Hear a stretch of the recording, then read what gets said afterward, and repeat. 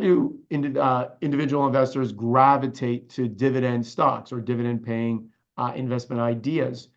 I guess simply put, dividends can help grow a portfolio. It could add to the growth. So if you have an investment that's gone up by 5% and the dividend is another 5%, well, there you have 10% growth. It could also cushion an investment if things were to go the other way, if that investment were to go down. If an investment drops by 5%, the price of that investment drops by 5%, but that investment is paying a 5% dividend, well, that investment pretty much is at break even for the year. So it can cushion you when times are tough and can enhance returns when times are fantastic. And as I always say, good recipe for success is to buy something that not only can grow, but also pays a good dividend. Because while you wait for the growth to happen, and sometimes it doesn't happen right away, you're getting paid something while you wait.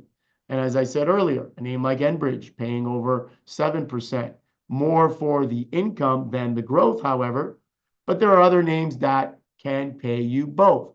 And we have a nice pie chart here, which shows the different sectors of the market. We'll show it there. There it is. And you can see that these individual sectors, these are sectors that have had names in it that have grown their dividends for 25 plus consecutive years.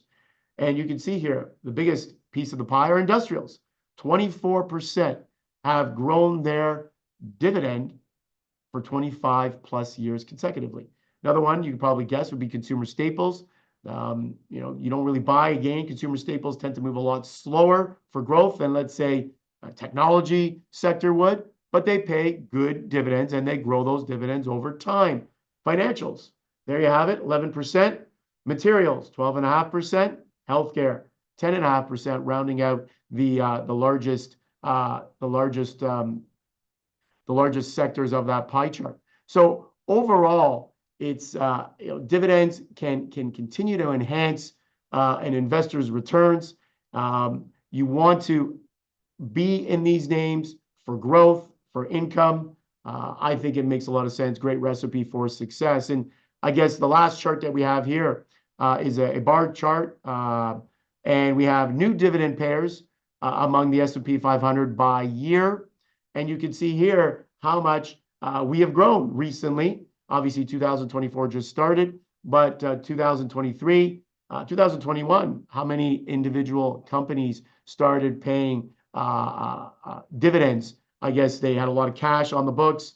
Things were closed down. They didn't know what to do with that cash, so they returned it to the investor. And as I said earlier, a name like Meta just started a dividend, $50 billion buyback, really got individual investors excited. Now, not only are they going to have a bit of a dividend, not a huge one, but a small percentage, but that also tells them that the company is strong and cash flow is great. And that's with any company, not just Meta. So you want to look for good quality dividend payers, those companies that can continue to pay their dividends and increase their dividends over time. And I think those are most important. Rather than find the company that's paying the highest dividend, you want to find the company that can maintain that dividend and grow over time versus just look for the highest dividend payer.